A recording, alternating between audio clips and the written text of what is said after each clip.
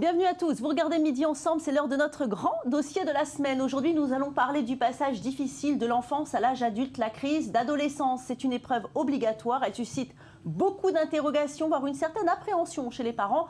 Mais tous les ados n'entrent pas en crise et le monde des adultes confond souvent un petit peu vite toute une classe d'âge avec une minorité un peu visible, certes. Alors, qu'est-ce au juste une crise d'adolescence? Nous allons essayer de répondre à cette question avec nos spécialistes. Bernard Zanzouri. Bernard, bonjour. Bonjour. Vous êtes spécialiste en éducation informelle. Merci d'être là aujourd'hui. Régine Quélin, bonjour. Bonjour. Vous êtes psychothérapeute. Si vous voulez donc tout savoir, si vous voulez savoir surtout pourquoi votre enfant dort autant, pourquoi il s'avachit sur le canapé et puis d'où lui vient ce besoin de rébellion, ce dossier est fait pour vous. Surtout restez avec nous. Et puis évidemment, Marie Semelin, vous avez enquêté Bonjour. sur ce dossier. Comme chaque semaine, merci d'être là à mes côtés. Et puis Marianne Bougrain est devant son ordinateur. Elle interviendra en direct tout au long de cette émission. N'hésitez pas à lui écrire et lui envoyer vos commentaires sur notre mail midiensemble@i24news.tv. Midi Ensemble, c'est avant tout votre émission. Elle est interactive. On est parti. Restez avec nous. Et avant de rentrer dans le vif du sujet, je vous propose de regarder un reportage de Lise Barenbaum. La crise d'adolescence dure plutôt longtemps. Vous et moi, nous avons tous connu cette période de transformation aussi bien physique que psychologique, difficile à gérer. Nos parents se sont arrachés les cheveux devant nos exigences et notre désir d'émancipation insatiable. Si dans certains cas, la crise d'adolescence s'illustre par des attitudes dangereuses, la plupart du temps, il s'agit d'une transition mouvementée vers l'âge adulte, mais une transition qui bouleverse quelquefois toute une famille. Regardez. On n'est pas sérieux quand on a 17 ans. Le vers de Rimbaud résonne avec ce phénomène étrange qu'est la crise d'adolescence. Épreuve obligatoire qui marque le passage de l'enfance vers l'âge adulte, la crise d'adolescence suscite beaucoup d'interrogations, voire une certaine appréhension chez les parents. Les manifestations de la crise d'adolescence sont parfois spectaculaires. Fugue, usage excessif d'alcool ou de drogue, anorexie, délinquance, jeux dangereux, voire suicide. Dès qu'un jeune est loin dans le contact, dès qu'il ne communique plus avec son entourage, qu'il s'isole trop longtemps, dans un éloignement bien sûr bien excessif, et comme ça qu'il témoigne d'un éloignement de sa dynamique de vie habituelle, bien sûr ce sont des signes d'alerte. Mais la crise d'adolescence correspond avant tout à une métamorphose physique et psychologique de l'individu entre 13 et 18 ans. Apparition des caractères sexuels secondaires comme la pilosité, la mue de la voix ou l'apparition des règles qui provoquent un tsunami émotionnel chez l'adolescent et une quête sans fin de sa propre personnalité.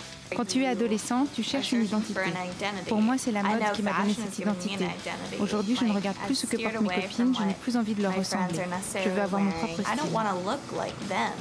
La personnalité est elle aussi sujette à transformation.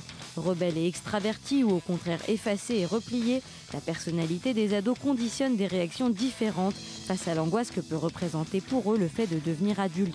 L'adolescent doit apprendre à gérer son désir de s'émanciper et sa dépendance économique et affective à l'égard de ses parents. Du côté des parents, les réactions sont complexes. Discuter, négocier, expliquer pour atteindre l'équilibre entre permissivité et autorité est indispensable. Les conséquences de cette période sont dans l'immense majorité sans gravité, baisse des résultats scolaires, colère, repli sur soi, parfois même imposé par les autres adolescents. On les voit arriver même ne serait-ce qu'à l'entrée du collège, ils ont la tête baissée. Donc il y a plein de petits signes comme ça qu'on repère. Il y a une rumeur qui dit qu'il a posté une photo compromettante sur Facebook. Voilà. Et puis, finalement, il est très malheureux. Je l'ai vu pleurer dans les vestiaires, je l'ai vu pleurer. Il n'a pas mangé à la cantine, des choses comme ça. Il arrive qu'une crise d'adolescence se solde par des événements graves. Il faut alors consulter des professionnels dès les premiers dérapages comportementaux. Médecins généralistes, psychologues, pédopsychiatres, éducateurs seront plus facilement entendus que le milieu familial où se cristallisent précisément les tensions. Mais tous les ados n'entrent pas en crise. Ceux qui font le plus de bruit font partie d'une minorité un peu plus visible qui sait faire parler d'elle. Alors Bernard, qu'est-ce que c'est que cette crise d'adolescence ? Alors l'adolescence, d'abord, il faut expliquer ce que c'est. L'adolescence, c'est vous avez un petit garçon, une petite fille chez vous, et puis d'un coup, elle commence à changer. Alors cette personne-là, elle commence à changer, elle change physiquement, elle change intellectuellement, et puis elle ne sait plus exactement quelle est sa place, où est sa place et qui elle est. Et ben cette friction va vous affoler aussi, et vous êtes affolé, donc vous allez la regarder, vous allez intervenir, et elle va plus savoir, cette personne-là, comment réagir par rapport à vous quand on est fragile, comme le dit Dolto avec sa fameuse histoire du homard, le fameux complexe du homard. Quand j'ai plus ma carapace, je sais plus où je suis en mutation, eh bien je suis fragile. Des fois, la fragilité amène à de l'agressivité, c'est la crise d'adolescence. Est-ce que l'adolescence, Régine, c'est toujours une période finalement de crise, un cap difficile à passer? Alors, la crise, moi je préfère parler d'un entre-deux. Ça veut dire qu'on ne passe pas de la vie d'un enfant, du statut d'un enfant, du corps d'un enfant, vers un corps en mutation, avec des transformations, sans qu'il se passe quelque chose sur le plan relationnel, affectif, le regard des autres. Donc effectivement, c'est une période extrêmement fragile pour un jeune qui doit non seulement vivre et accepter les mutations de son corps, mais s'adapter sur le plan relationnel à tout ce qui va se passer, ce que ça va engendrer. J'ai juste envie de rajouter que pour moi, dans ma thérapeutique, les adolescents qui me posent problème, c'est ceux qui ne font pas de crise d'adolescence. Ah oui. Alors Marie, justement, cette crise d'adolescence, est-ce qu'elle a toujours existé ? Alors, le concept tel qu'on le définit maintenant est quelque chose de plutôt récent parce que ça a émergé au 19e. Mais ce qui est intéressant, c'est de voir que si on prend par exemple une époque qui n'a rien à voir avec la nôtre, le Moyen-Âge, même à cet âge-là, où les âges sociaux sont complètement différents, où l'espérance de vie est complètement différente et où on passe de l'enfance à l'âge adulte vers les 12-14 ans, même à ce moment-là, il y a des médecins qui écrivent sur ces comportements un petit peu bizarres, qui n'ont pas été du coup conceptualisés comme on le fait maintenant, mais qui déjà existaient. Mais il faut bien se rappeler que c'est quelque chose de social qui prend son temps dans un temps et dans une époque. Quand peut-on dire justement, Régine, que ça y est, on est devenu adulte ? Alors ça, c'est un peu compliqué parce que c'est plus facile de remarquer quand on rentre dans la période de l'adolescence. Quand on en termine, c'est presque en lien avec l'époque, avec la société dont parlait Marie. Pourquoi ? Parce qu'avant, quand on sortait de l'adolescence, qu'est-ce qu'on faisait ? On trouvait un travail et on se mariait. Donc l'évolution de la société fait que maintenant, il y a un cap un peu différent à passer. Donc l'adolescent qui n'a plus de repères comme ça, sociaux, culturels, il est à la fois plus libre, mais il est aussi plus obligé de trouver ses propres ressources en lui. Alors justement, Bernard, vous pensez que c'est justement un processus obligatoire pour se construire ? Alors, ce n'est pas un processus obligatoire, mais je serais assez d'accord avec ma collègue ici. Régine a bien raison. Moi, je préfère les gens qui donnent de la voix, qui claquent leurs portes, qui s'enferment, qui ne veulent pas sortir de leur chambre, parce que ça ressemble un peu à un petit cocon. Imaginez un peu une chenille qui veut devenir un papillon. Oui, elle a besoin de calme, elle a besoin de réfléchir, elle a besoin d'assimiler ces changements. Mais quand tout se passe bien et que ça reste encore la petite fille à sa maman, le petit garçon à son papa, eh bien, c'est un peu inquiétant, parce que est-ce qu'il va passer vers l'âge adulte ? Est-ce qu'il est en train de faire qui va un jour peut-être sortir ou pas, mais quand ça reste à l'intérieur, des fois c'est peut-être encore plus dangereux. Donc oui, moi je préfère une bonne crise d'adolescence, des bons claquements de porte, mais au moins il y a confrontation, et s'il y a confrontation, on va évoluer vers une situation. Mais une crise d'adolescence qu'il ne faut quand même pas prendre à la légère. Hein. Regardez ces quelques chiffres. Pour les adolescents, jeunes et adultes, le suicide vient au 2e rang des causes de décès, immédiatement après les accidents de la route. Parmi les jeunes âgés de 12 à 16 ans, jusqu'à 10% des garçons et 20% des filles ont déjà songé à se suicider. Puis à l'échelle mondiale, c'est donc un vrai phénomène, hein, Marie Semelin, hein. Oui, comme vous le dites, c'est un vrai phénomène et à l'échelle mondiale, ça se voit. Ça n'est pas spécifique à une certaine civilisation ou à une certaine zone géographique. Par contre, ce qu'il faut souligner, c'est que si l'adolescence est un temps critique avec une probabilité au suicide, on va dire, élevée, ça n'est pas du tout le seul âge de la vie qui est comme ça. Et si on prend par exemple les femmes de plus de 70 ans dans le monde, elles ont 2 fois plus de chances de mourir du suicide qu'un adolescent. Donc il faut aussi pondérer. Bernard, quand on entend des chiffres pareils, c'est vrai, quand on est parent, c'est très inquiétant. Les adultes, comment ils vivent ça ? Alors c'est un peu inquiétant par rapport à nos comportements. D'ailleurs, les ados le savent, eux aussi, ils lisent les mêmes chiffres, ils se promènent sur Internet, et puis ils se disent, tiens, je vais faire, hop, et je vais lui mettre un peu la pression, et je vais dire, bon, eh ben, c'est comme ça, et il va laisser la fenêtre grande ouverte, et puis vous avez toujours la crainte d'une mauvaise réplique, d'une mauvaise remarque, qui va lui faire passer le pas. Et c'est pourquoi il y a beaucoup d'adolescents qui parlent de suicide, beaucoup plus que d'adolescents qui se suicident vraiment, qui passent à l'acte, parce que parler de suicide, ça met une petite atmosphère où il va falloir faire attention à toi et te regarder. Alors nous sommes justement descendus dans les rues de Tel Aviv et nous avons demandé aux Israéliens s'ils savent ce que c'est qu'une crise d'adolescence. Regardez. Oui, on en a tous eu. J'ai été dans une période de rébellion et je faisais tout simplement tout l'opposé de ce que me disaient mes parents. Et j'ai plutôt excellé dans cet exercice. Ah oui, alors là, si mes parents me regarderont, ils pourront vous le dire. Vraiment, j'ai eu une crise d'adolescence, alors au niveau physique. En plus, j'avais de l'acné quand j'étais adolescente. Alors bon, j'avais un style émo, je ne sais pas si vous savez ce que c'est. J'étais en maquillage noir, les vêtements noirs, donc j'étais très mal dans ma peau. Et bon, voilà, avec le temps, c'est passé. J'ai eu une crise d'adolescence. C'était assez dur, surtout pour mes parents, mais ça va.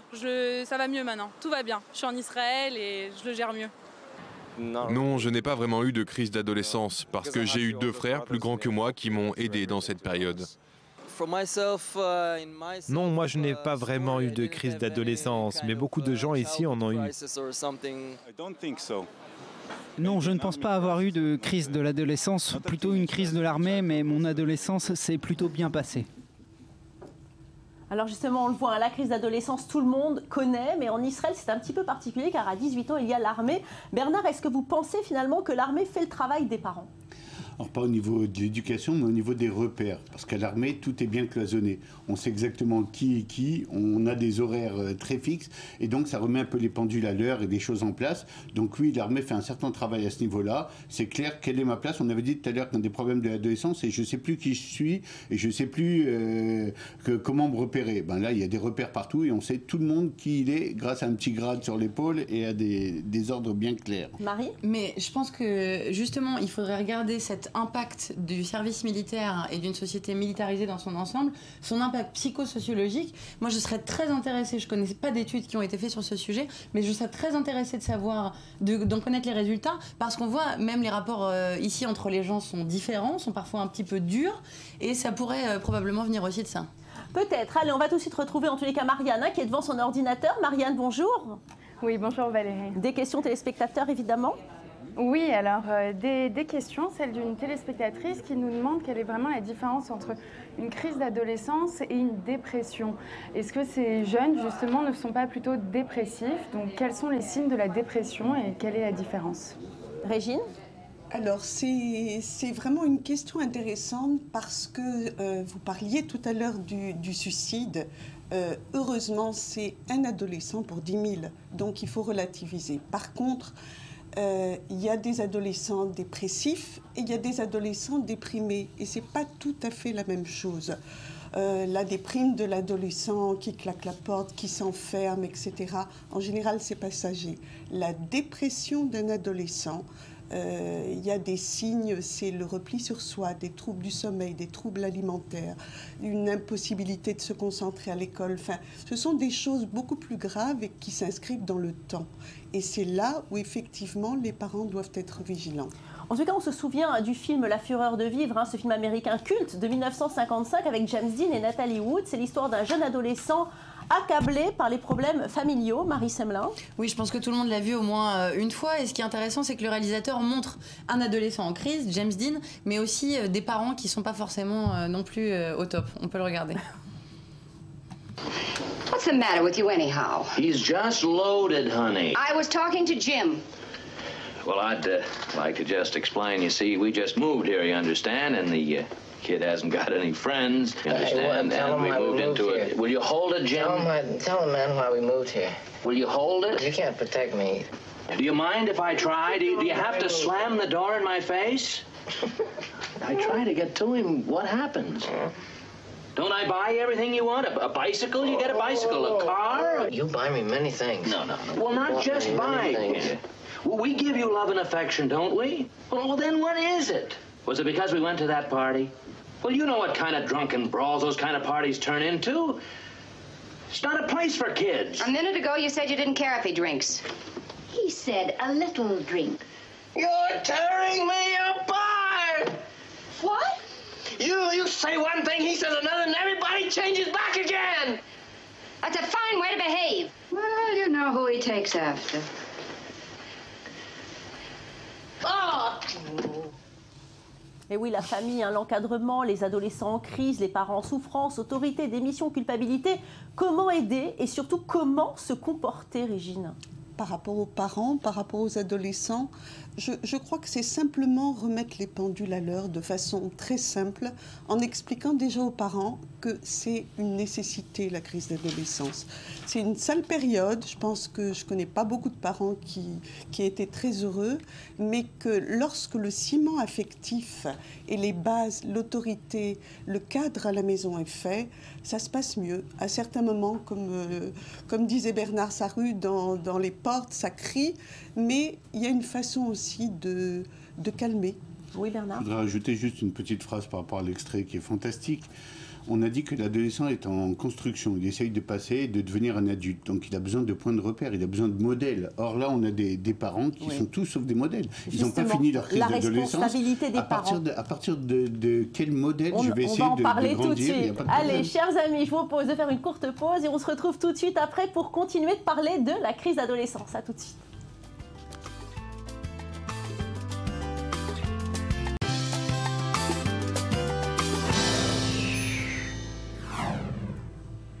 Chers amis, de retour sur le bateau de Midi Ensemble. Aujourd'hui, notre émission est consacrée aux difficultés de l'adolescence. Cet âge où l'on n'est plus tout à fait un enfant, mais pas non plus un adulte, une période difficile de la vie. Je vous propose de rencontrer Nathalie Gebloum. La crise d'adolescence, elle connaît par cœur. Maman de 2 enfants, tout s'est bien passé avec sa fille, mais son fils lui en a fait voir de toutes les couleurs. Aujourd'hui, elle témoigne avec beaucoup de sérénité. Fleur Citruc est allée à sa rencontre à côté de Tel Aviv. Elle nous parle de cette période passée pendant laquelle elle a eu de nombreuses interrogations, des souffrances, des craintes, des peines. Regardez, elle a beaucoup d'humour et de recul sur les choses.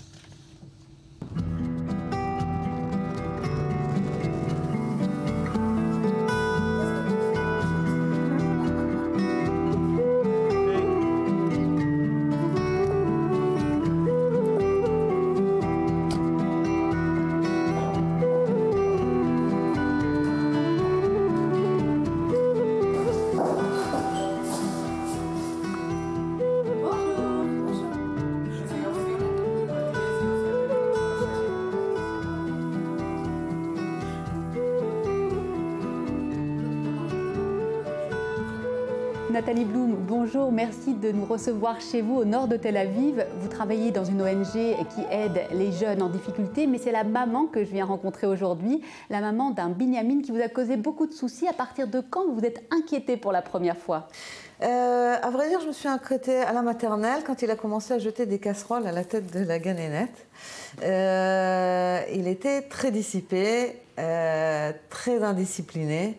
Et régulièrement, on m'appelait, viens récupérer ton fils, il fait n'importe quoi. Donc, ça commençait sur les chapeaux de roue. Mais c'est quand les problèmes sérieux ont commencé? Vers 13-14 ans, ça a commencé à devenir plus sérieux. J'ai reçu un coup de fil une fois d'un officier de police qui m'a dit, voilà, ouais, il faut venir récupérer votre fils, il est chez nous, il est accusé de vol de téléphone. Donc je me suis rendue sur place avec un copain, ils avaient été à une soirée et ils avaient fait les poches de tout le monde, ils avaient volé des téléphones. Pas vraiment pour en faire quelque chose, mais juste par défi. Enfin... Mais quand on est maman et qu'on va chercher son fils à la police, qu'est-ce qu'on ressent pour la première fois? Parce que ça s'est reproduit ensuite. Oui. D'abord, j'étais stupéfaite. C'est pas l'éducation qu'il a reçue. Donc, la première fois, je me suis dit, bon, c'est une connerie d'adolescents, comme ils le font tous. J'étais en colère aussi. Donc, on a eu une discussion. Je lui ai expliqué qu'il était hors de question que ça se reproduise. Et donc, il a bien ingéré, puisque 2-3 jours après, j'ai de nouveau été rappelée par la police pour... je ne sais pas, qu'est-ce qu'il avait...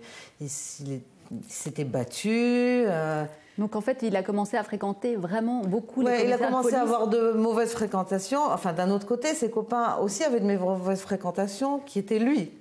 Chacun a la mauvaise fréquentation de quelqu'un d'autre. C'était pas une bonne fréquentation non plus de traîner avec lui, apparemment. 2-3 semaines après, on m'a appelé. On m'a dit, voilà, il faut venir chercher votre fils. J'ai dit, ah bah oui, très bien, je connais l'adresse, telle rue. Ah non, pas du tout, nous c'est autre chose, ça c'est pour une histoire de drogue. Et donc j'ai demandé aux policiers, est-ce qu'il y a beaucoup de départements différents que je commence à les connaître parce que je sens que je vais vous visiter tous, quoi. Donc là, je me suis rendue sur place, il était accusé d'avoir utilisé de la drogue et de recel aussi de drogue. Mais c'est extrêmement inquiétant pour une maman, ça a été quoi votre première réaction? J'étais angoissée. Je ne comprenais pas ce qui se passait. J'avais l'impression que... Je sais pas, que j'étais dans un film, une caméra cachée. Mais dites-moi, comment alors vous en êtes sortie? Parce que vous vous en êtes sortie. Je tenais à l'époque, j'avais un blog où je parlais de ma vie, de femmes divorcées, de femmes qui a quitté le monde de la religion pour vivre dans le monde laïque. J'écrivais, j'avais beaucoup de gens qui lisaient ce que j'écrivais et j'ai commencé à écrire sur mon fils aussi parce que j'avais tellement de pression. J'ai commencé à écrire mais sous un angle humoristique. De pouvoir en rire, ça m'a permis d'en rire aussi avec lui et donc on a beaucoup dédramatisé. Je pense que la dramatisation à outrance, ça fait un engrenage duquel on n'arrive pas à sortir. Et à un moment, j'ai décidé de sortir un peu. Je dis, il arrivera de lui ce qu'il arrivera, mais moi, je ne veux pas rester dans ce drame de la mère qui a un fils, qui a un vaurien. J'ai dit, eh ben au moins, je ferai rire les autres avec ça. Je leur montrerai qu'on peut avoir un fils et passer tous les 2 jours à la police et qu'on peut aussi quand même rigoler. Alors aujourd'hui, c'est un beau grand jeune homme de 23 ans qui travaille, qui a des projets, une petite amie. Et vous, dans tout ça, comment vous vous sentez après avoir traversé ces moments très difficiles, mais également cette forme de rédemption, hein? Oui, ça m'a changé. J'ai appris à être beaucoup plus détachée des choses. C'est-à-dire que quand mon fils a un problème, aujourd'hui, je sais qu'il s'en sortira. Ça m'a aidé à donner beaucoup de conseils à mes amis qui avaient des enfants plus petits. J'ai dit, ah, pas de problème. Je vais vous expliquer comment on fait. Donc la crise d'adolescence, ça fait grandir aussi les parents? Oui, la crise d'adolescence, c'est aussi une crise parentale. Puisqu'on se dit, bon, il y a un truc que je n'ai pas compris là. Donc on apprend. Oui, ça fait grandir les parents. Ça nous apprend à être parents, bien sûr. Et si vous aviez un conseil à donner à toutes les mamans d'adolescents en difficulté, ça serait lequel? C'est de ne pas oublier de rire. Merci beaucoup, Nathalie. De rien. Bon, c'était un moment agréable, merci.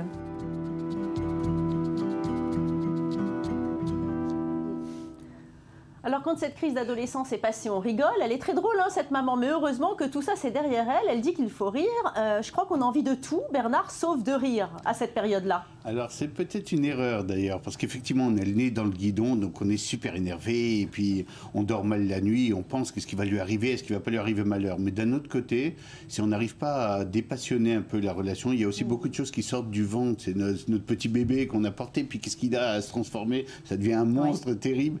Et si on n'arrive pas à dépassionner, à dédramatiser, comme elle l'a dit tout à l'heure, alors on va avoir du mal à passer ça. En prenant des fois un petit pas de recul, en regardant sa chambre sous un autre angle, pas seulement de « oh, elle est dérangée, tiens, elle est sympa aussi, oh, il y a un jeu vidéo, il est pas mal ». En s'intéressant un peu à son monde, des fois on peut changer la donne et d'un coup on voit cette fameuse petite chenille qui devenait un papillon en train de changer et se rapprocher, redevenir celui que vous aviez connu.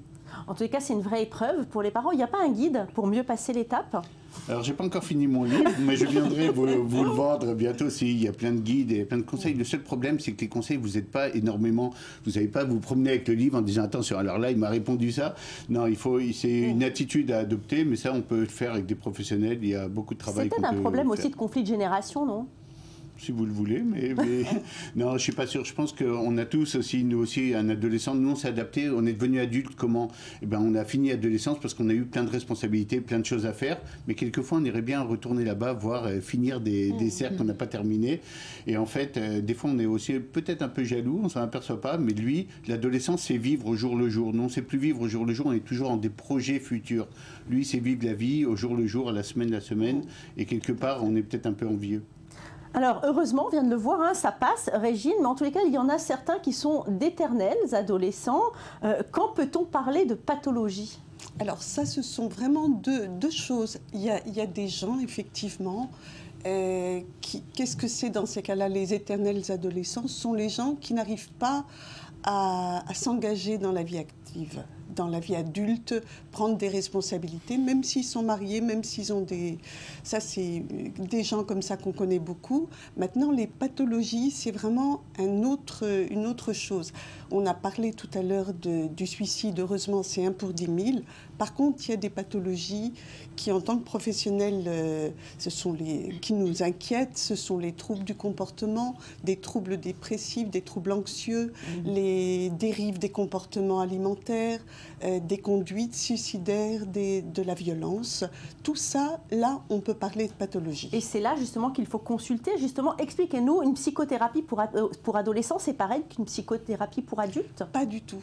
Pas du tout. Je crois que quand on travaille avec un adolescent, je crois que la première chose, c'est en tant que thérapeute, se souvenir vraiment, très précisément, de sa propre adolescence.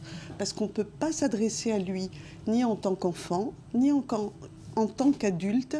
Et c'est le fait de se souvenir de ce qu'on a été qui permet à la fois cette espèce de relation. Il faut que ce soit bien sûr une relation de confiance.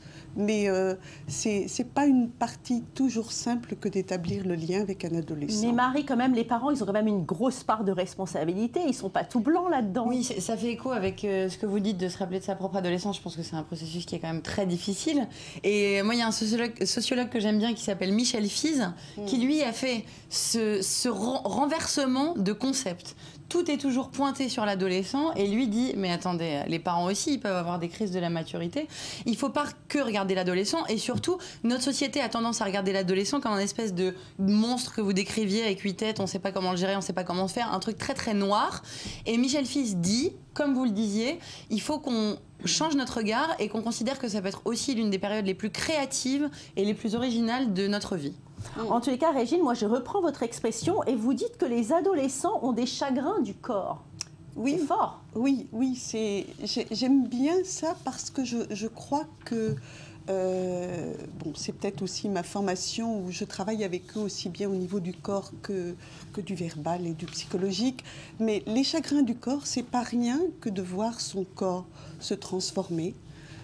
Que d'accepter les métamorphoses, d'accepter le regard des autres. Des fois, ça se passe extrêmement mal. Ça change complètement l'image qu'on a de soi et c'est avec ça qu'on a affaire. Et dans certaines pathologies, certains adolescents arrivent à stopper le processus. Alors justement, on va rejoindre tout de suite Marianne pour les questions téléspectateurs qui, vous en doutez, sont nombreuses. Marianne, bonjour. Oui, bonjour Valérie. Alors une téléspectatrice nous dit qu'elle a 2 enfants, élevés de la même façon, avec la même éducation, basée sur le respect et la communication. Et pourtant, l'un d'entre eux est devenu ingérable. Il est en pleine crise d'adolescence, en période de rébellion. Entre les crises et les fugues, rien n'y fait. Heureusement, ils ont un autre fils qui, lui, c'est tout à fait le contraire. Il est gentil et respectueux. Alors on parle de 2 adolescents qui ont seulement 2 ans d'écart, avec la même éducation, et pourtant ils n'ont rien à voir l'un avec l'autre. Comment peut-on expliquer cette situation? Bernard. Alors, imaginez que si déjà ils l'ont dit au téléphone, qu'il y en a un gentil et respectueux et un qui fait des problèmes, combien de fois ils doivent le répéter à la maison? Le problème est déjà là, Alors imaginez, normalement un frère ou une sœur, ça vient de te rassurer en tant qu'adolescent. Mais des fois c'est l'exemple. Oh, regarde les notes qu'a eu ta sœur. Oh, regarde les notes qu'a eu ton... Oh, regarde comment il se comporte bien. Regarde ta chambre, regarde la sienne. Et d'un coup, ton frère qui devrait être ton allié devient le problème dans la maison. Et oui, il peut y avoir des comportements, des fois, le premier frère, celui qui fait des problèmes, celui qui a vécu au moment où les parents parlaient de divorce, où on jetait des assiettes à la figure. Et puis la fille, elle est née au moment où il s'était calmé, où ça allait mieux financièrement, le papa avait retrouvé un boulot. Donc bien sûr que ça peut arriver dans les familles de grandes différences comme ça. Oui, il ne faut pas comparer les enfants. Une autre réaction peut-être, Marianne? Valérie, celle d'une téléspectatrice qui nous dit que sa fille a commencé sa crise d'adolescence à l'âge de 14 ans. Ça a commencé par les cigarettes, les fugues au milieu de la nuit, les coups de fil du commissariat. Le problème, c'est pas ça. Le problème, c'est qu'aujourd'hui, elle en a 19 et que la situation est toujours la même. Combien de temps ça peut durer encore, cette crise? Alors, Régine, ça finit quand? J'essaye de ne pas être trop pessimiste. Non, en général, il y a quelques années à passer, mais ça aussi, c'est très variable d'un individu à l'autre. Il y a des gens pour qui ça va être plus léger, d'autres beaucoup plus lourd. Je pense que quand ça dure, c'est vrai que c'est important de consulter pour se faire aider et pour introduire un tiers un peu dans la situation de Alors, crise. je vous propose aussi de regarder un autre extrait de film. Il s'agit de LOL, ça veut dire mort de rire, mais c'est aussi comme ça que les amis de Lola l'appellent. Avec sa mère Anne, interprétée divinement par Sophie Marceau, le dialogue est devenu impossible. Les parents ont divorcé. Anne se demande ce qui a bien pu arriver à sa douce petite fille, de la fusion à la confusion. C'est l'histoire tellement commune d'une famille monoparentale et au centre du débat des relations mère-fille, le tout couronné par beaucoup d'amour et de fou rire. On regarde tout de suite cet extrait. Elle fume, Lola? Ça va pas, non. Papa se retape maman. C'est pas vrai. Tu sais, moi, ça fait longtemps que je crois plus du tout à leur histoire.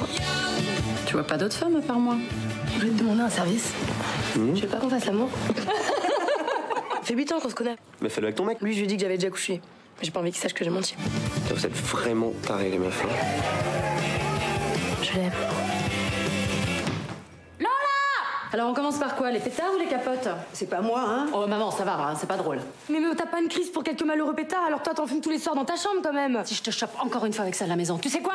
Tu vires! Tu vas vivre chez ton père, ok? C'est pas si grave. Alors Marie Semelin, on est quand même un peu dans l'hypocrisie. Comment tant de parents on veut conjuguer finalement avec ses propres défauts par rapport aux valeurs qu'on veut transmettre? Je pense qu'il faut du détachement. C'est-à-dire que tout le discours, entre autres médiatique sur l'adolescent, l'observe comme un espèce d'animal sauvage. Or, notre société change. Il y a des familles monoparentales, il y a un taux de chômage très important, notamment chez les jeunes. Il y a des problèmes, la fameuse chute des idéologies, qui fait que d'un point de vue identitaire, pour des adultes, pour des enfants, pour des personnes âgées, ce sont des questions qui existent car c'est une question sociale. Merci beaucoup. On aurait pu parler de ce sujet des heures. Marie-Régine Bernard, merci de votre présence aujourd'hui. Si vous voulez nous revoir en replay, notre site internet est disponible pour vous. Restez avec nous. Midi ensemble, ça continue.